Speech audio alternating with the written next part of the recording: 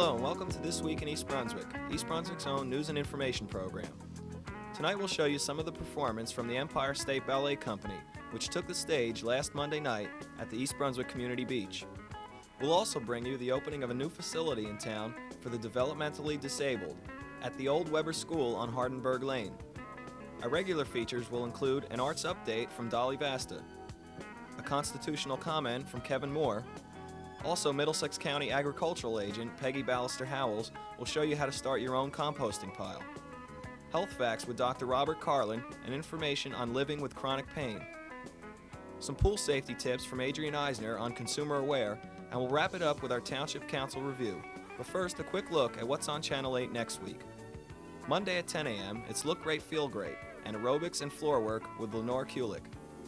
At 10:30, it's Target with host Paula Durant and her guests from the Raritan Valley Memorial Society. Tuesday at 7 p.m., it's In Print from the city of Beverly Hills. At 7:30 p.m. Tuesday, Ken Shalhoub, host of Let's Talk Health, explores a new operation for scoliosis with his guest, Dr. Samuel Laufer. And at 8 p.m., it's You and Your Money with host Paul Hansen. Wednesday at 3 p.m., it's Stories for the Kids. And at 7:30 p.m. Wednesday, Spotlight on Education visits the humanity classes at East Brunswick High School. At 8:30, a Channel 8 special on the Recreation and Parks experience. And again, we'll be back Thursday at 7 and 8 p.m. with an all-new This Week in East Brunswick. And be sure to check the Channel 8 program guide for repeats of all of our shows. Now let's join Dolly Vasta at the Community Beach with the Empire State Ballet Company. We're up at the East Brunswick Municipal Beach, and I'm standing with Harry Ferris, who's lead dancer for the Empire State Ballet Caravan. I want to get this all straight. We had a terrible night last night. We got rained out, and we're very excited about the performance, which is about to start in maybe 15 minutes. Let me introduce you to Harry. Harry, welcome to East Brunswick. Thank you, Dolly. It's a pleasure to be here. After all this heat, and I'm telling you, it is 94 degrees, and you guys have been working very hard out there warming up. What do you think of East Brunswick? Well, we're delighted to be here. It's a beautiful area. The tech crew got to take advantage of your lake here, which they found very refreshing. So there's not very many places where we have a built-in lake to jump into when it gets too unbearably hot. That's true. What can the audience expect from you tonight?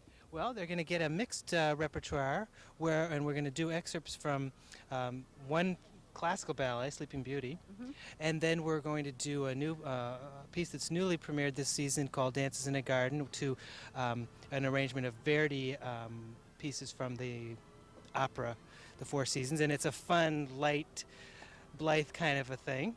And then we're going to be doing themes of Paganini, and this is by Rachmaninoff, and this is neoclassical ballet, about 20 minutes long, full company, tour de force.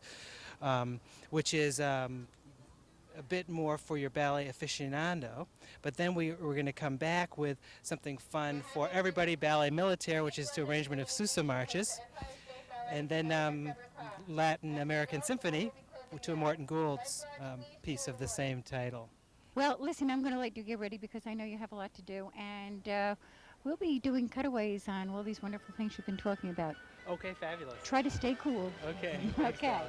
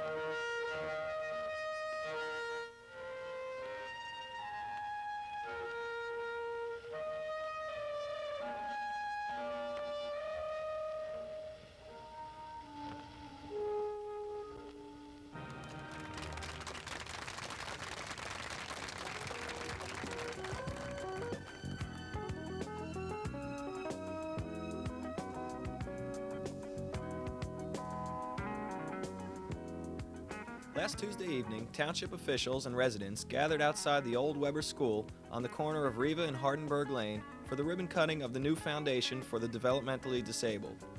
With opening remarks, we go to Jim Mazakowski, program director of the new foundation. There's a verse from a psalm which you may have heard at one time or another. It says, "If I speak with the wisdom of kings but have no compassion, I am but a gong banging in the night." Compassion has been the trademark of this fledgling corporation from its very inception. From the task force which gave us direction, to the Mayor Fox and the Town Council providing the grant, to Elizabeth Kiss, our Town Clerk, providing unending assistance, to our Board of Trustees who provide professional advice, right through our employees, my teachers and assistants. You can look forward to the East Brunswick Foundation for the Developmentally Disabled expanding rapidly and appropriately in the future. The board is presently looking into programs such as counseling, supportive employment, community-based group homes, and an away summer program. So I'd just like to thank everyone for being here and making this possible. And at this time, I'd like to invite Mayor Fox over to cut our ribbon. Before I do this, I want to say how pleased I am, and I think the township government is, that we're entering this next phase of our efforts to assist the developmentally disabled. Many of you know that many years ago the BIC Parents were formed, and out of that came the DAISY program. And while that's been a very successful and an outstanding program, it hasn't met all the needs. And the foundation, with the support of the township, will be able to meet those unmet needs, and we're real pleased with that. So it's with great pleasure that I now do the ceremony and cut this ribbon.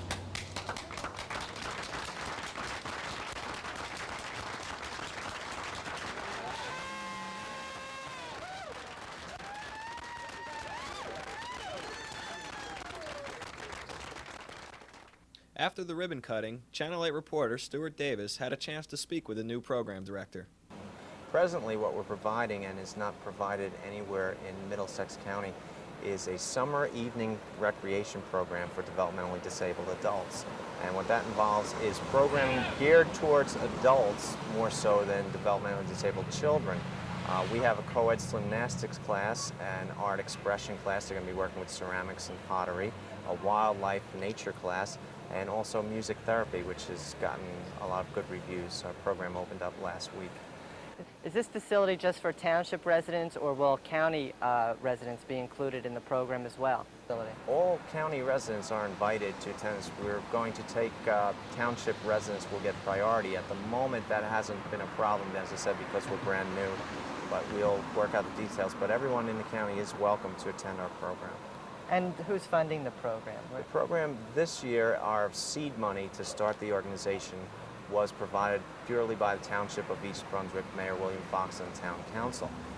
In the future, as a matter of fact, we've already applied for state funds through the Department of Community Affairs, and that would continue this evening program going for the next 5 years, allow us some time to do fundraisers to continue the program on after that. With already 50 participants, 30 being East Brunswick residents, the foundation is off to a good start, and Channel 8 would like to wish a lot of good luck and success to the program. Now let's join Middlesex County Agricultural Agent Peggy Ballister-Howells for her garden tip this week. Here we are in my alleyway, which proves it doesn't take a lot of space to have a compost pile. This is a small compost pile because I have only a very small space. As you can see on the top here is nice, fresh, green material, weeds and things that I've been pulling out and putting on the top. It really would be better if the compost pile could be larger. About 4 feet high and 4 feet wide would be ideal, and that would allow for maximum heat buildup and the most rapid decomposition. As you can see here, some of the older stuff is dry. It's very important to keep the pile wet, and I'll show you that a little bit later on. One of the problems you can get is when the pile is too big, oxygen doesn't penetrate the center. When that happens and you go to turn the pile over, it gets very smelly. So turning the pile is a very important thing to do. It not only gets what's on the outside on the inside, but it oxygenates the center of the pile. This one hasn't been turned in a while, so I'm going to take this nice fresh material and put it on the bottom. And this is where you add grass clippings. You do not want to add grass clippings in a solid lump. Grass clippings are very high in nitrogen and very low in carbon. That means they break down very quickly. They can actually break down before you even get them to the compost pile and begin to develop an odor. So it's important to spread them out. One of the advantages of using the grass clippings is that the high nitrogen increases the rate of the decomposition of the other things that are in the pile. So I've put some grass clippings down, and I'm going to put some more of this material down. Now we're going to turn over the whole pile, and then we're going to wet it down thoroughly to make sure we get the decomposition process going. One other thing I'd like to throw in here, though, is that it's important, especially if you want rapid decomposition, to have the pieces that you're trying to compost in as small particle size as possible. Anything that you can trim or break down or rip apart will break down much more quickly than anything that's in a large particle size. Okay, now we've turned over most of the pile. We've gotten down here to the good stuff. You can see that this is pretty well decomposed. And there's some friends in here that are helping. Here's a little millipede, and there's some sow bugs. Over here we have another fat sow bug and even a slug. Now these are the natural part of the decomposition process. They eat decaying organic matter, and they actually help the decomposition and the composting. So don't be alarmed if you see them. They don't eat wood. They are not destructive to general plant material. Of course, slugs can be a little bit of a problem in the garden, but they're not a big problem in the compost pile. And this is an excellent material to add into the soil to improve the quality of the soil, or even to use as a mulch in the garden. Now the final step to making sure that decomposition and composting takes place is to wet the pile down thoroughly. And I'll just show you how important that is in just a second. We're wetting down the compost thoroughly. Decomposition of dry material just doesn't happen. You can have a dry leaf and it'll still look like a leaf 2 or 3 years from now. I want to point out that this compost pile is up against a concrete wall. I do not recommend putting compost up against any kind of a wooden structure or wooden fence, because decomposition is what's happening, and wood can decompose as well, and you don't want to encourage that. So either a freestanding pile, possibly some kind of a container, or up against some sort of concrete wall that will not decompose in the process. I'm going to show you a very simple method of composting in black plastic bags for those of you that have no other options next week. We'll see you then. Hey, Frack, who's on first? I don't know, Frick, but I can tell you who's going to be down at the community beach this coming Sunday evening. So can I. Can I tell them? Sure. Ah, it's the Manhattan Singers, and they're back by popular demand.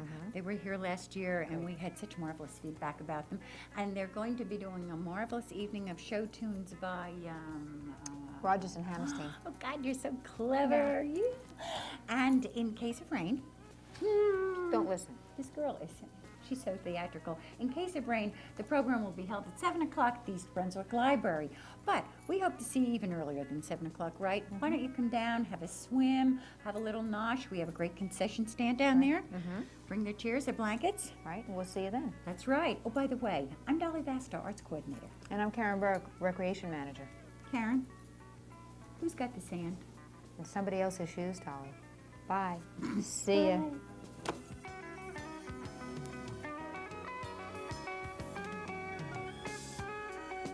I'm Kevin Moore, a 9th grader from Churchill Junior High School, and I'll be bringing you this week's comment on the Constitution. The United States Constitution, one of America's greatest symbols of liberty and freedom, is presently housed in the National Archives building in Washington, D.C.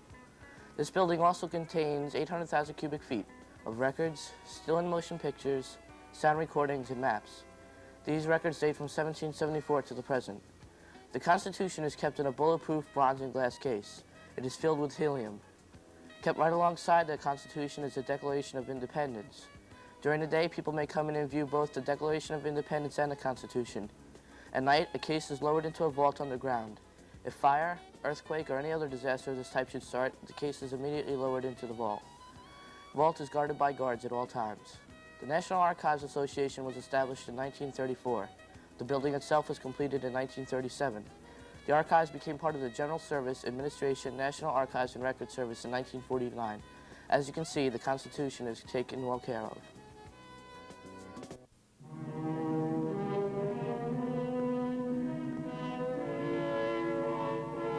Since the dawn of time, man has sought new and better ways to propel himself across his small planet.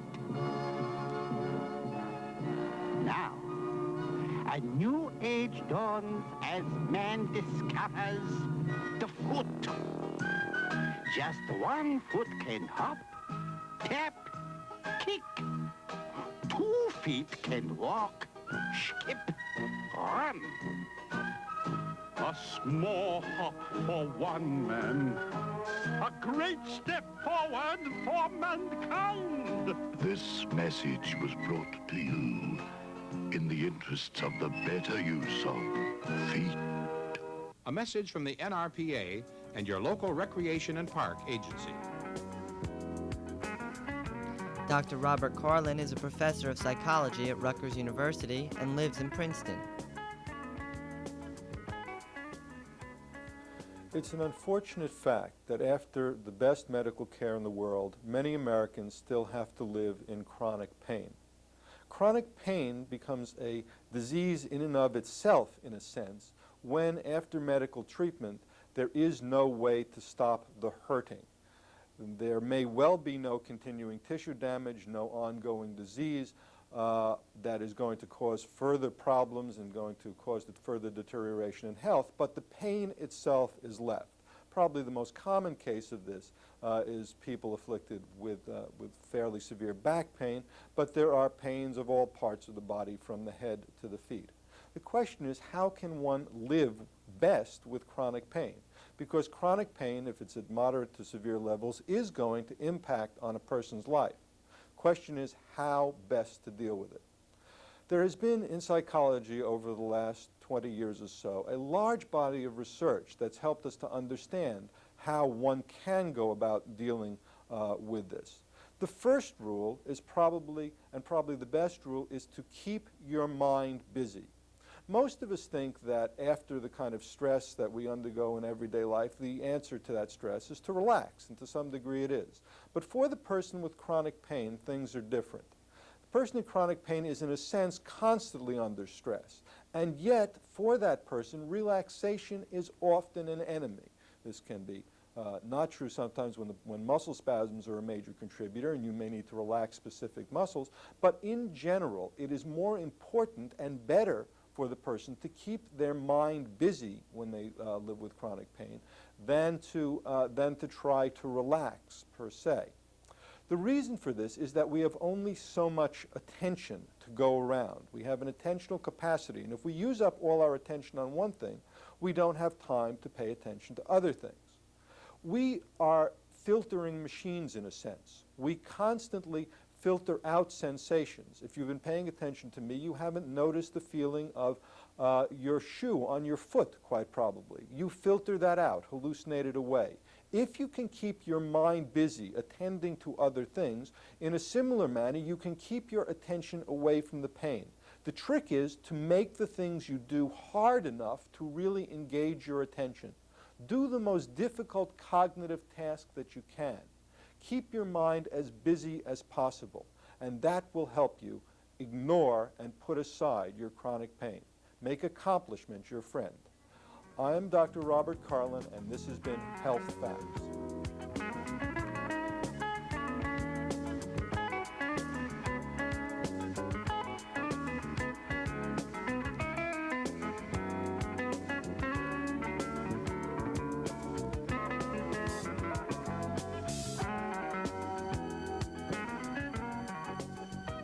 Hello, and welcome to Consumer Aware.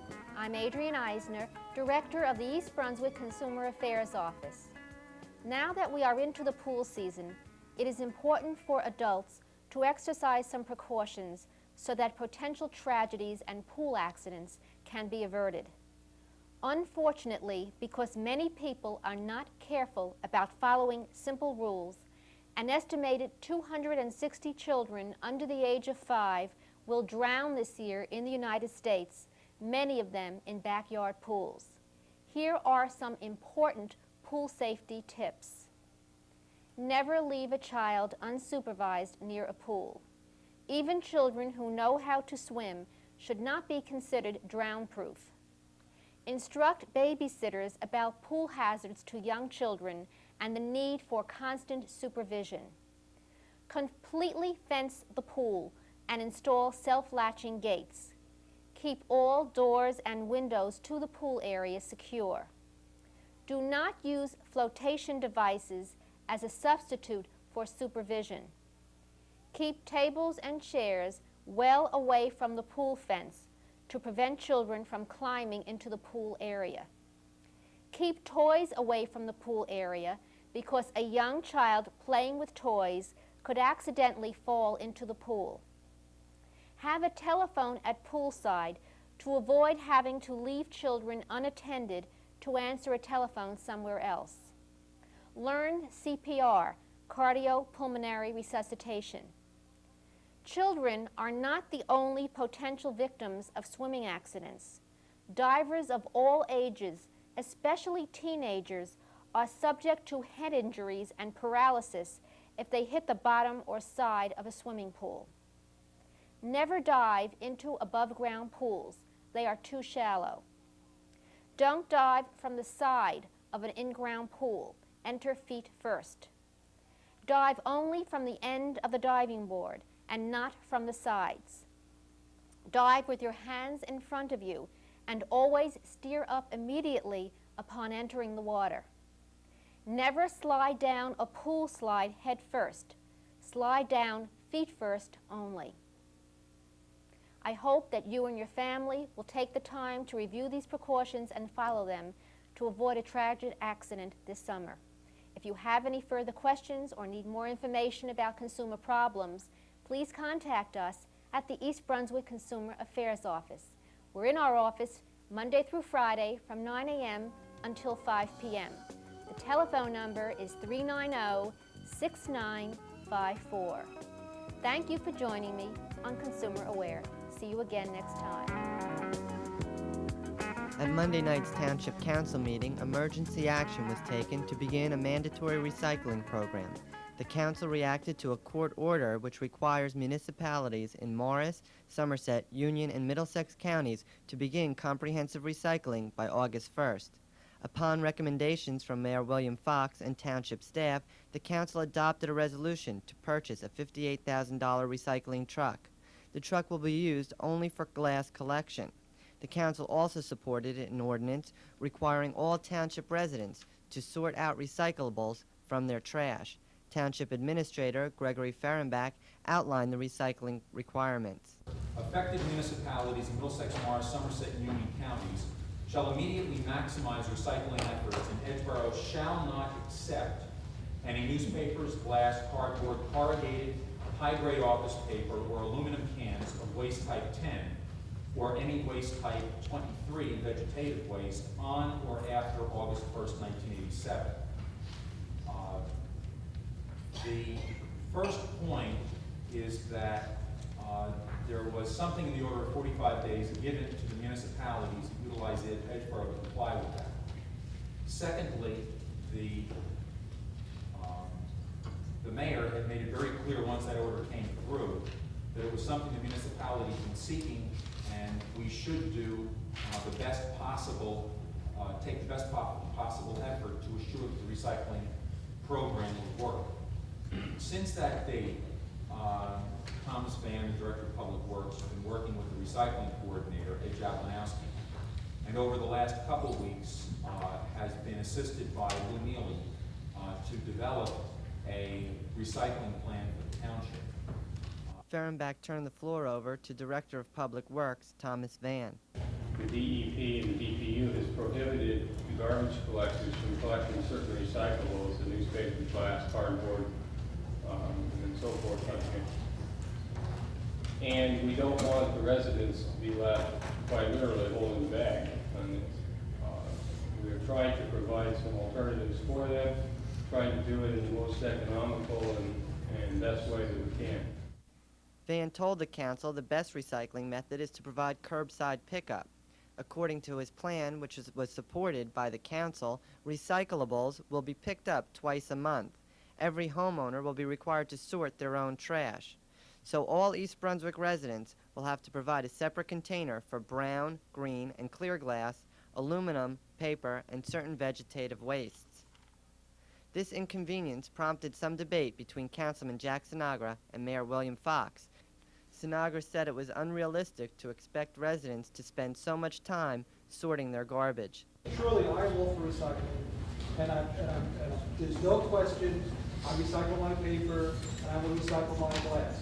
But the reality of the situation is, if you've ever seen a truck dump on the face of Edinburgh, unless everybody gets to name all their garbage in bags so we know which resident isn't doing it, I think if you really expect the guys that are in a hurry, if you ever saw them run down the street and they're dumping everything as fast as they can because they have to get out of here, they're going to start examining everybody's garbage.